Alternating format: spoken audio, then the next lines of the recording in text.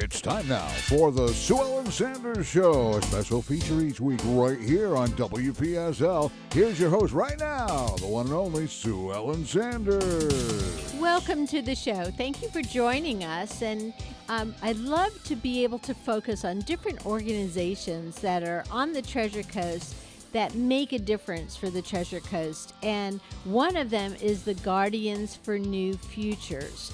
And I have with me today Doris Plime, and she is a member of the board of directors and also a founding member for the Guardians for New Futures. Welcome, Doris. Thank you. Thanks for joining me.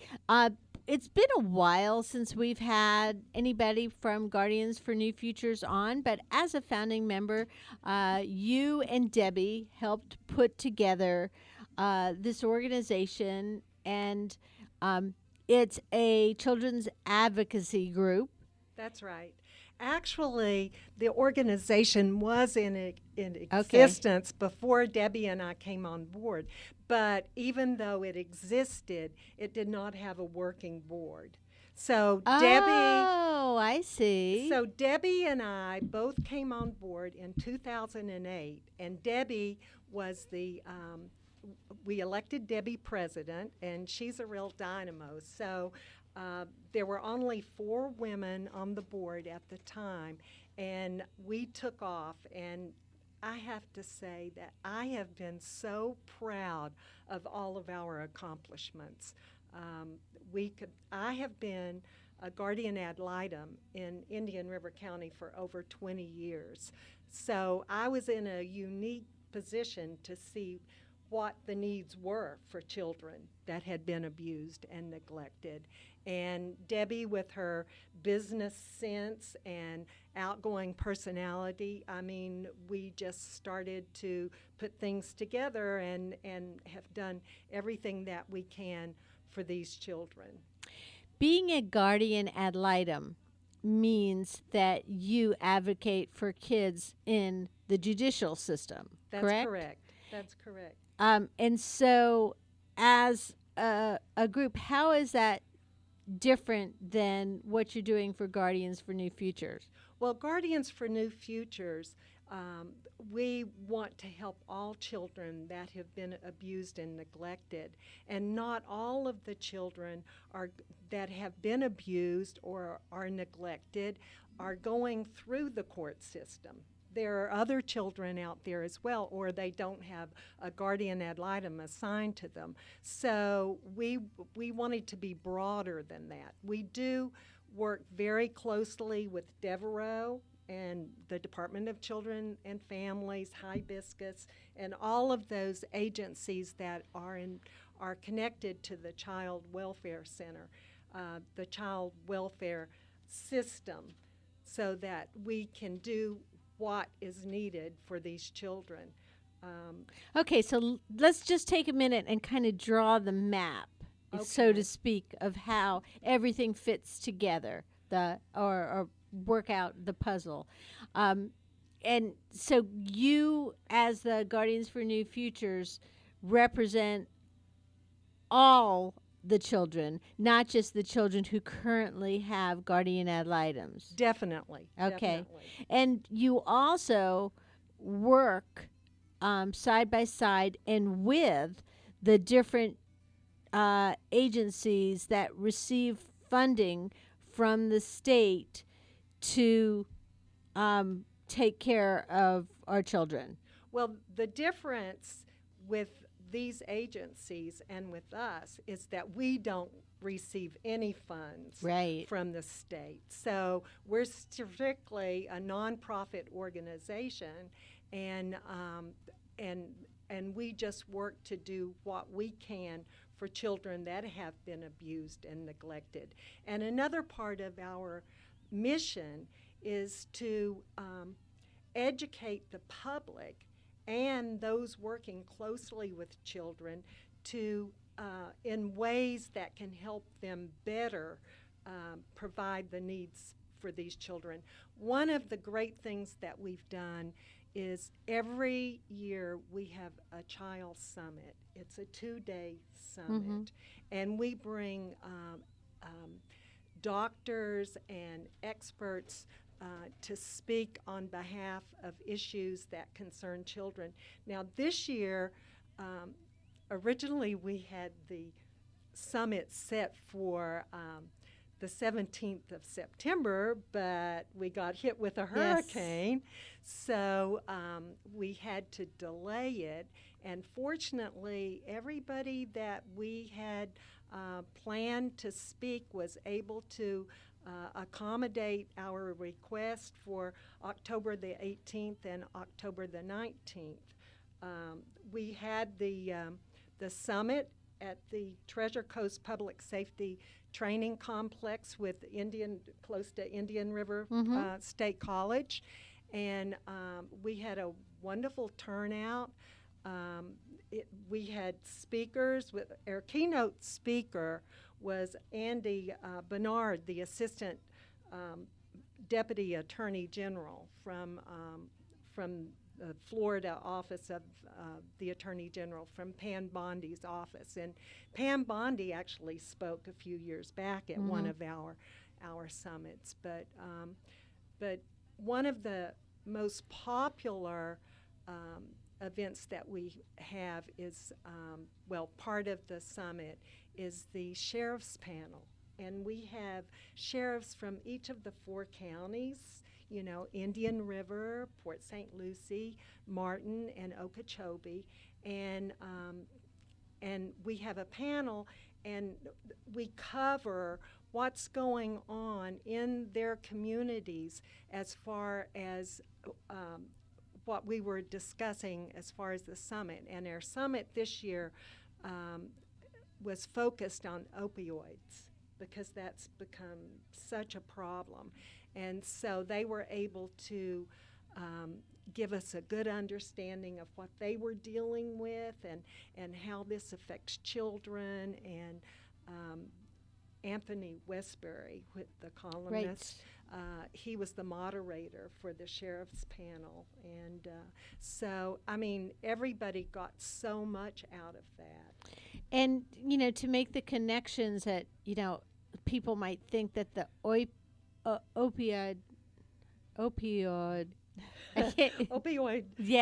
problem is a older teenage problem, but in fact it begins at a younger age, and it is the problem that's been identified that is most prevalent right now in harming the youth.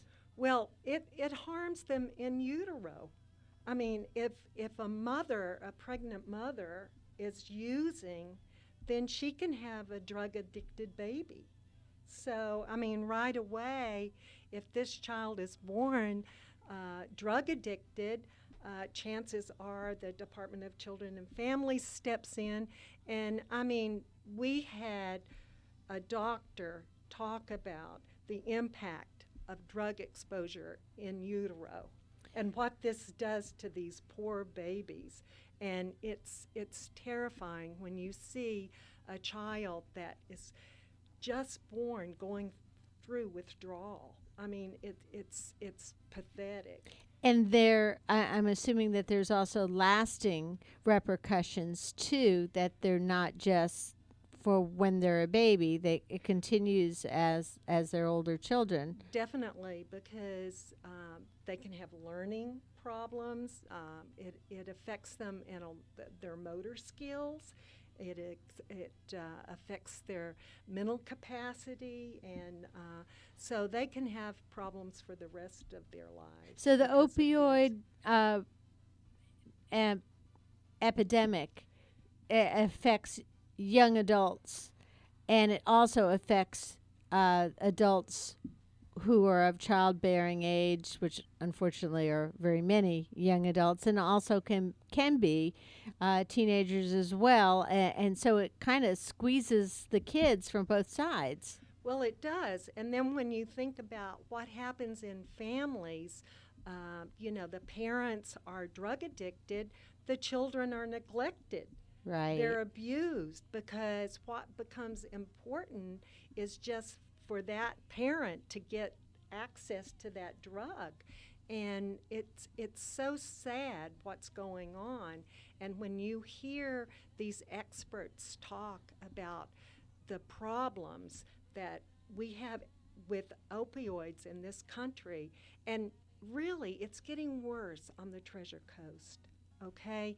This is another thing. We hear about it in other areas, but when you talk to the sheriffs, and they have told us it's getting much worse here on the Treasure Coast, because the way they described it is they said that if you take this drug, you have such a high that you will do anything to have that experience again, which is so sad to think that that can happen. So they start out with the opioids, but then they can't continue taking these drugs, which are in many cases prescribed to begin right? with, right? So then they start buying the street drugs. To and replace the drugs that they were yes. originally prescribed. Yes, or they think they're buying opioids on the street, but they're in actuality they're getting synthetic drugs, and you have no idea what's in that and what it's going to do to you. And this is why there are so many overdoses. This is why so many people are dying, because they think they're taking an opioid, but they're getting a synthetic. And so it's there's no killing telling them. what else is in there other than the drug that they're used to. Exactly. Wow, And that's this is- scary. It's very frightening. And we Yeah. had different detectives and people from drug enforcement that have talked to us about how dangerous this is and what's going on. This is why our summits are so informative. I mean, you learn so much about what's happening in your community. And these are things that we don't want to talk about because they're so unpleasant, and we don't want to know, what's going on right in front of us. So we had, go ahead, I'm sorry. No, I was just going to Sue say each year the summit focuses on another aspect, but it's all related to child advocacy. Yes, that's correct. And many of the people who come to the summit, if I recall correctly, are adults who are in the field somewhat, who need to learn more about, they may be providers, they may be medical people, they may be teachers, they may Teachers, be case managers Yeah. with the Department of Children and Families, guardians ad litem, like you said, teachers, anybody that works with children. It in needs the to community. learn what is out there, what is threatening the children, and how to deal with it. And also, the indicators, the signs. Uh-huh. I mean, if you know what to look for, if you suspect that your child could be getting into things that they should not, just to look for certain signs. And I teach 11th grade. Can you remember any of the signs? I'm curious now. Well, I guess that. Because I really, honestly, I don't know what to look for. Well, I think that if they're agitated, okay, if they're more nervous Yes. than usual, if they're losing interest in their studies and that type of thing, if they've changed, if they have a different group of friends, that's important. So it's something that guidance counselors and parents can learn about too, and should learn about. That's right. That's right. Well, that's interesting. What was last year's summit about? It's terrible to say that I can't remember exactly what last year's summit was about. It seems as though we talked a lot about children that commit suicide. Mm-hmm. and Yes, mental I do regret. It and was mental yes, depression. it was depression and because suicide awareness. we had a couple of children, I think, in St. Lucie County that Mhm. had committed suicide, and was so tragic, and we wanted to to focus on that. But And each year, so this is just one of the things that Guardians for New Futures have brought to the table for the different organizations. And you partner, as we said at the beginning of the show, you partner with Devereaux and with other organizations, Hibiscus House, Right. and you are the one who takes the lead, though, with the Children's Summit, gathering all of the right. players together Well, for this. I have to say the reason that we got the idea about the Children's Summit was I had a case, and we have to be very careful about discussing cases because we try to protect the children's identity. But this case was some time ago. And you can talk about it generically without yes, identifiers. And yes. and also it was a high profile case, so it was in the paper. So I feel I can say something. As a matter of fact, in the newspaper they called it the Cinderella story. And this is one reason that we started the Child Summit. I was the guardian ad litem on this particular case, and it was in Port St. Lucie. And it was a case where there were two daughters, and then there was a stepdaughter. And the stepdaughter was forced to live outside in the backyard like a dog. And she wasn't allowed in the house to sleep, and she wasn't fed the same way, and she didn't have the same clothes. Were you representing I was that the child? guardian ad litem. How heartbreaking that must have It was been. so heartbreaking, but the thing that I discovered, because the guardian looks into, we interview everybody that's connected to that child. And when I interviewed the neighbors and the teachers of that child, the signs were all there, and yet they did not report. So when I interviewed one neighbor, she told me that she would see the child hovering in the backyard, the fenced-in backyard in the corner, and that she saw her wash her clothes out in a bucket. Okay? And I heard the story from her, and I didn't pass judgment or call her on it because I was afraid she would shut down and not tell me. But she told me about all the times that she had seen this poor child, and how she had seen the child on the roof of the house because the child was made to clean the leaves off the roof. And she's probably beating herself up in retrospect, knowing now what's come out, that she didn't see these signs. I mean, you said you were a teacher and you asked for certain signs. I talked to the school, and they said she wore the same clothes every day, and she looked dirty, but we just thought she was so poor. But they sent her to a different school than her sisters, and her sisters were well dressed. And anyway, we thought. So none of the people around her saw the whole big picture. They didn't. They only saw part. They didn't realize, and the little girl was too afraid to speak up. The Department of Children and Families had been called a couple of times, but when they went in to investigate, the little girl would recant. She would say things didn't happen. She had told a couple of people that her stepmother had hit her, but then when they asked her about it, she recanted. Because she didn't know what was going to happen to her. Because she was frightened. Yeah. She was very frightened. So finally what happened is another family member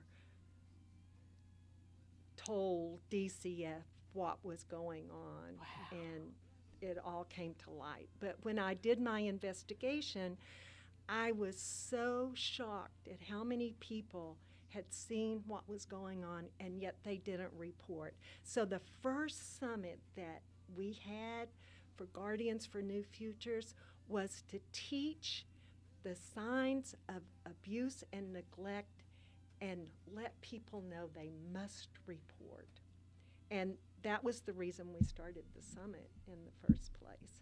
And it has gotten better every year. And Debbie is an organizer.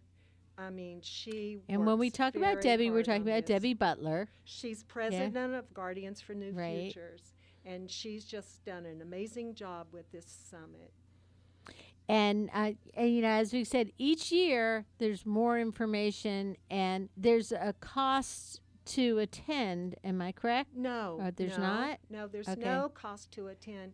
We ask people if they would like to donate. Mm-hmm. They can, but we do not charge because we want to have as many people come as possible, because our mission is to educate the public. So how can you, as a nonprofit organization, afford to put this all together? Do you have a lot of organizations that are sponsoring? Well, we do now, but in the beginning, Mm-hmm. I had put together a committee for fundraising, and we raised all of the funds ourselves. But now that the community sees what good it does And tremendous value to the community, value yeah. that it has, now they are making contributions, and so it's usually covered by those contributions, and it runs about $7,000 for us to put it on.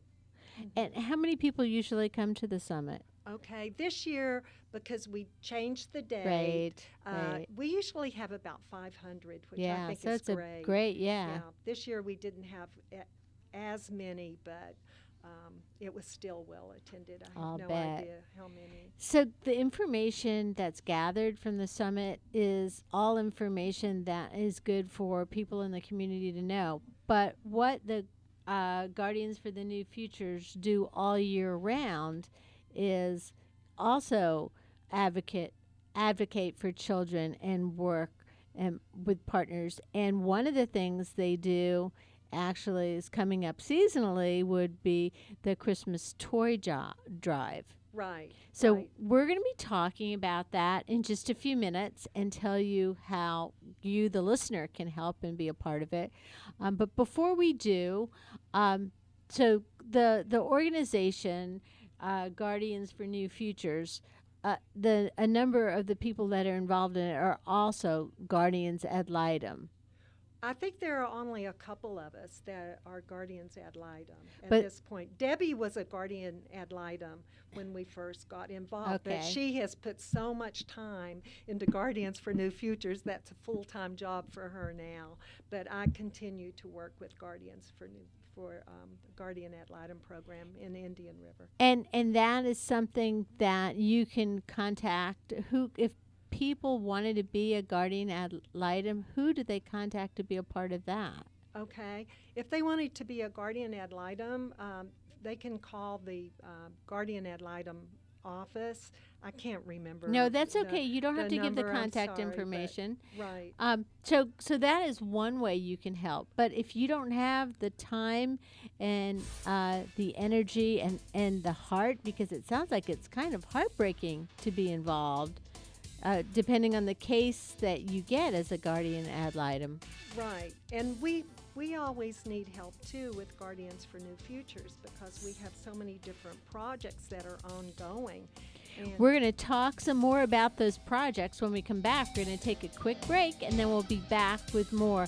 We're talking to Doris Blim, and she is on the board of directors for Guardians for New Futures. We'll be back in just a minute with more.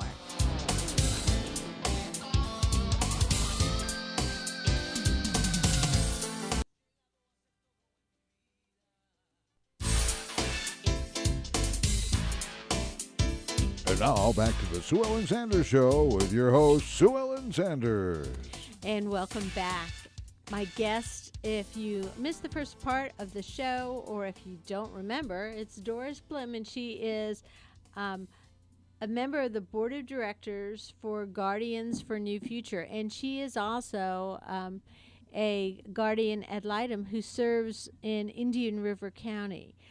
So you see firsthand, Doris, the need for the child advocacy, and you and Debbie Butler have worked together along with the rest of the board of directors to put together this program of action, so to speak, for the Guardians for New Futures. We discussed in the last segment the annual Child Summit that just took place, generally takes place in September. This year it was hurricane delayed till Right. October. And they talked about opioid use. And then in past years, there's been depression, suicide prevention, subject matter. There's been, how to recognize abuse. And in general, the kids who become part of the system through no fault of their own need every hand up they can get. And Right. so some of the things that Guardians for New Futures have done is they've partnered with other organizations, but they've also actually donated and furnished the Sanctuary for Kids Emergency Shelter. And I know you are so proud of that. Oh, I'm so proud of that, because what I could see as a guardian ad litem, when children are taken into care in the first place, sometimes there's not a grandparent or a neighbor or anyone else there to step in and keep them until a placement can be found. And on occasion, they have gone back either to a police station or they've gone to an office for the Department of Children and Families, while a case manager's on the phone saying, "Would you take this child?" Well, that further traumatizes a child. Yes, and it's frightening enough to them that they're in this situation that they have no control over, and they're in a physical place and a mental place that where they don't know what's going to happen next. Exactly. And at that point in their life, they don't need to be sitting there in the police station listening to somebody say, "Can you take this child?" like they're a used piece of furniture or something. That makes things even worse. Well, hopefully, it wasn't. Oh, no, I'm know, sure it's not. Yeah. Hopefully, I was don't exaggerating. want to make the case managers feel too horrible that No. try to find placements for these children. But I have heard stories about case managers changing diapers on their desk while they're trying to make phone calls. Oh, sure. And yeah. to entertain toddlers, and doing everything they can for these children, but they can only do so much without the help. So we decided what they needed was a safe house so that these children would have a soft landing, a place they could go that would be warm and inviting while case managers and the professionals try to find a placement for them. So we saw this need, we raised the money. This is Guardians for New Futures. We raised the money, we bought the land, we built the house, we furnished it. You should see the house. I mean, it's a safe house, so I can't give you the address, but it's beautifully done. You walk in the door, and it's the warmest place. It's filled with toys and books and movies for children. So now, if a child is taken, say there's a drug raid in the middle of the night, and the police have this, and they go in, and there's a meth lab or drugs. The children are taken out of the home. They can't even take their toys with them because they've been contaminated with these drugs. Ooh, So yeah. so the children are taken out of the home, and now they have a warm, welcoming place to go. I'm so proud of Sanctuary for Kids. And It just opened, too, just this past April. It opened in April, and we just had, after we built the house and furnished the house, we donated it to Hibiscus to Hibiscus to run because it was never our intention to run the house. We just wanted to make it happen. You wanted to give them what they needed to do their job, to staff, and because that's where the kids, they know what kids need to go there. There's an agency contact that's 24 hours for the caseworker, for the police to contact Hibiscus House. That's right. That's right. So we donated it to Hibiscus, and we just this last Saturday night, November the 11th, had our first big charity event with Hibiscus for Sanctuary for Kids. It was called An Evening for Sanctuary for Kids. And for it to be our very first big charity event, it was a great success. We made over $10,000. That's awesome. Okay, and we had over 100 people attend. It was at PGA, the Island Club at PGA, and we had a great time, and it was so satisfying. And the house, I love the house, and I'm very proud of it. We built it. We came up with the idea, and a year later, we opened it. And, partnering with Hibiscus House, you've got someone to run it and the staff that's there, but also continuing to help by raising funds for it. You're also raising the awareness of the fact that there is a sanctuary for kids.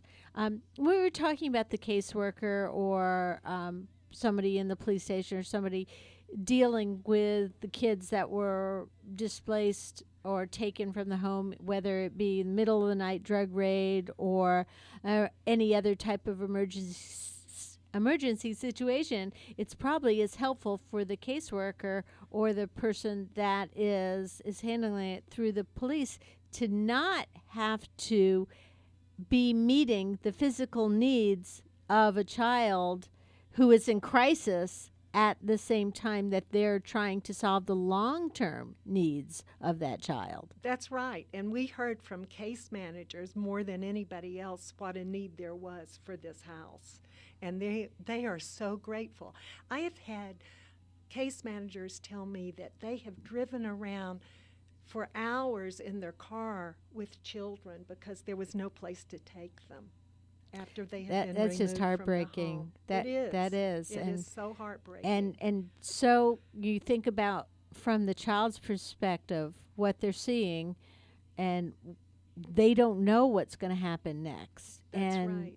They need to be in a place where trained staff and volunteers are there to address that fright that the child is dealing with, and put them in a comforting situation where they have the toys, they have the videos, they have something to distract them from the nightmare that has become their life. And short-term, little kids, that's all they see is what's happening in front of them. Right. And 70% of the children in our circuit, and the 19th Judicial Circuit includes Indian River, Martin, Port St. Lucie, and Okeechobee. 70% of those children are from Port St. Lucie. 70%. Are from St. Lucie County? Yes. Yes. And most of the children are under 5 years old. Wow, under 5. Mm-hmm. That's a very sobering thought. Right. Those poor little kids. And when you talk to the doctors and the experts, and these are things that I've learned through the summit, I mean, what happens to a child between the ages of 1 and 5 stays with them forever. It stays with them forever. And it creates the young adult and the teenager that they're going to become. It lays the groundwork. So to be able to go from the situation that they're taken away from their family, because whether they know right from wrong at 3 or 4 years old or not, this is the only life they know. Right. And their parents or their grandmother or whoever is the person in the house, that whether they're neglecting them, abusing them, or just or doing drugs, and so that's creating both the neglect and abuse. That's what they know. That's all they know. And to go from that to something that is unknown without the comforts of, some of these kids, when they're at Sanctuary for Kids, I'm sure they get to see and play with toys and see movies that they don't. So it's exciting for them too. It's Right. fun and exciting Right. rather than scary and exciting. Exactly. I mean, we just want to make it a soft landing. I mean, it's frightening for any child to be Yeah. removed from their home no matter Yes. what the situation is, but we want to make it as soft a landing as possible. So that is really great that you all were able to open it and turn it over to Hibiscus, and that you're continuing to be involved with it and raising funds for it. It's staffed by Hibiscus, but are there volunteers that are involved with the staffing too? There are volunteers, and just as there are volunteers in the Hibiscus Children's Center in Vero Beach and the one in Jensen Beach, you go through a little training program with Hibiscus and a background check, and you can volunteer So there. that's something else that you can get That's involved something else with. that you can do. If you're looking for some type of involvement. And you talking about these kids, the Guardians for New Futures, advocating for all the kids in the 19th Judicial Circuit, whether they're currently involved in a court case or not. Any kid that needs you is basically It's your... any child that needs us. I mean, we've helped with juvenile justice. Mhm. We've helped, with children that have been abducted sexually. I mean, any way that we can help children that have been traumatized, that's what we want to do. But I really want to talk to you also about our holiday gift drive. Good, because that's very timely. That's coming up. And this is something that we started early on, too. I mean, the gift drive, the Child Summit, the Sanctuary for Kids, I mean, we've done so many great things with Guardians for New Futures. We started the gift drive in 2008. And I had a grandson that was a freshman at St. Ed's School in Vero Beach, and he wanted very much to get involved. And so he put together a committee of his peers at school to help us with the gift drive. And he's graduated from college now. I mean, he's gone on to other things. And yet, this has continued, because when he graduated, he passed down the head of the committee to another student. And then when that student graduated, another student picked up the reins. And so I'm still working with students at St. Edward's School on the holiday gift drive, which is wonderful because we work with Devereaux, and this way we have direct contact with the case managers on all children that are going through dependency court as victims of abuse and neglect. So there are more than 1,000 children involved in dependency court at this particular time. And all of these kids, the holidays are a questionable thing for them. Who's going to buy them gifts if you don't? Well, I know there are a lot of different gift drives that go on, but we're very specific in making certain. And they're given a wish list, and they can choose 3 gifts that they would like. And so we try to make sure that each child receives 3 gifts. And I personally cover or find sponsors with my students at St. Edward's School for Okeechobee County, because I feel that there are some poor communities there, and I want to make sure it just makes make sure me feel good to do this. And, when I moved to Florida, it didn't really feel like Christmas to me after living in New England for a number of years. And when I got involved with the holiday gift drive, it changed everything for me as far as Christmas is concerned. And I could see what it did for my grandson as well. I mean, it makes you feel so good when you deliver these gifts to Okeechobee, which is what we do. Now, we do cover, and Debbie's working on Port St. Lucie, and I know that we have enough sponsors now for Okeechobee. I think that we have even enough sponsors in Indian River County, but Port St. Lucie still needs. And Fort Pierce. and Because Port St. Lucie and Fort Pierce and that's the makes same St. Lucie, area, yeah, and we yeah. still need sponsors Yes. for this area. There's still children that are not covered in this area, so I really want to appeal Gotcha. to your audience, and I have to say, I just think what you do here, Sue Ellen, with your program is so amazing. The way you give back to your community with this, because I know that you feature nonprofits and you help them to recognize their goals and to promote their mission. There's something that is most important about communicating, and you can have the best agencies and the best intentions, and if people don't know what they are and how to give and how to be a part of it, then they don't know. And it's my pleasure to be able to do that. But I also wanted to say too that I actually was a part with Debbie when my daughter and Debbie's granddaughter Rowan were playing soccer together. My daughter and participated, and I know Rowan McGarry, Debbie's granddaughter, every year continues to participate also in St. Lucie County's. We were over there sorting the gifts for the kids and bagging them up.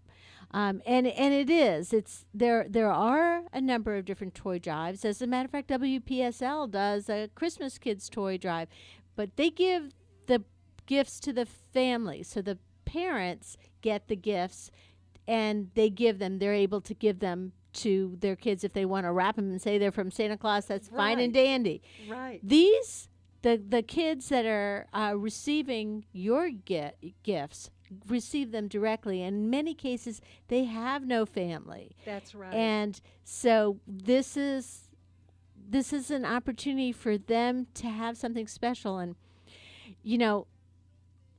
I know we both kind of come from the same place of, as our kids and our grandkids get older, Christmas doesn't really mean much once you get past those teenage years.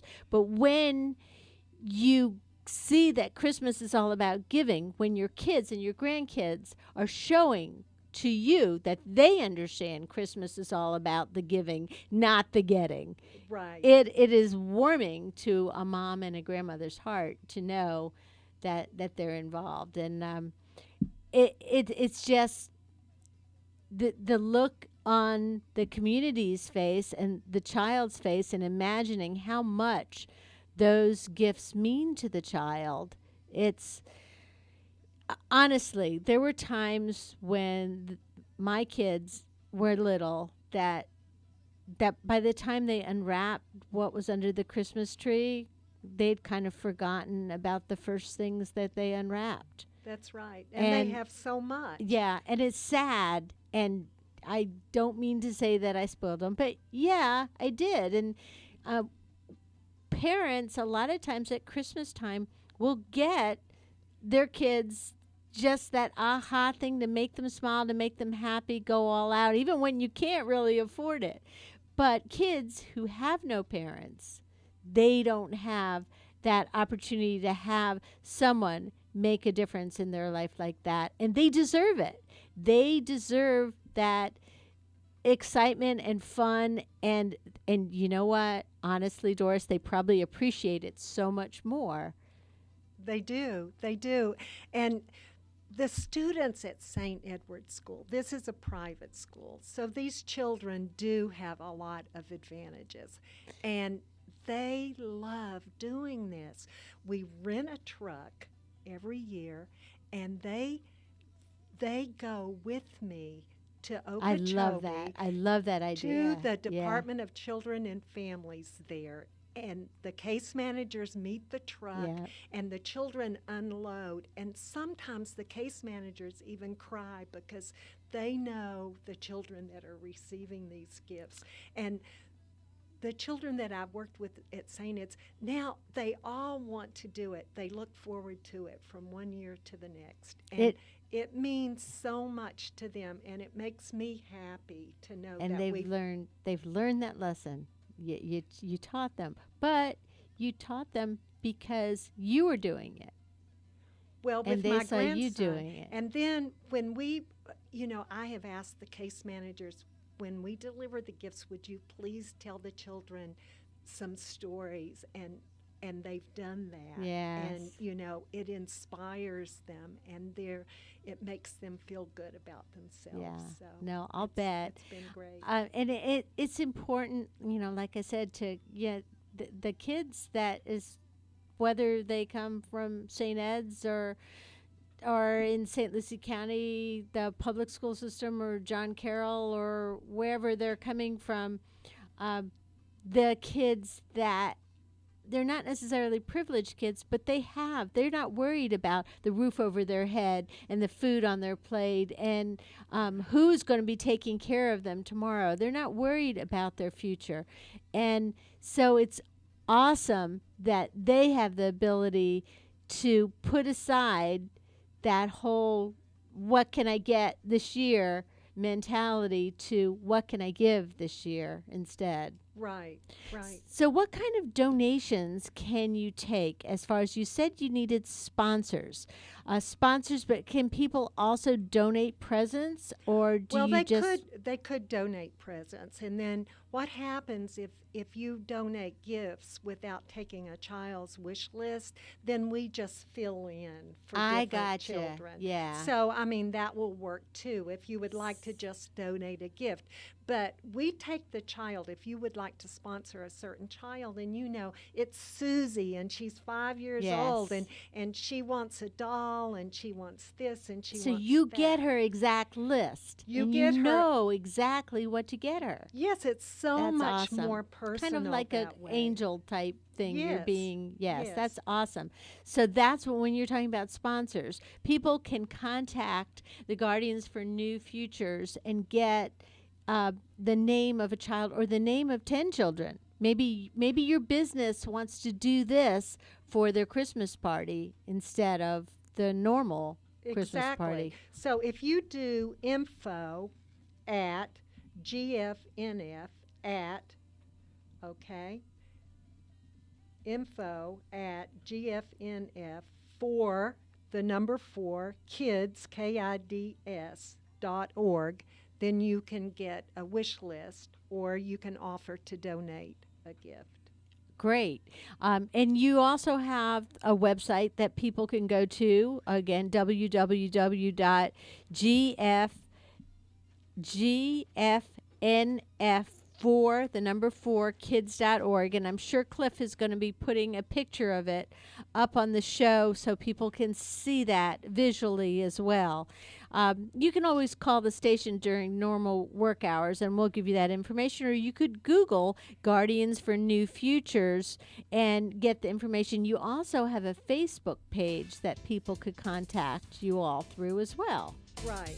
So Guardians for New Futures is an organization, and this is their holiday gift drive that you can immediately take action and be a sponsor for and help. Doris Plim has been my guest today. She is a member of the board of directors for Guardians for New Futures, and they're children's advocates that help all children throughout the 19th Judicial Circuit. Thank you so much for joining me. Thank you. It was a great pleasure. And we'll see you next week with more. Have a great day. The Sue Ellen Sanders Show, with archives on YouTube at WPSLTV.com.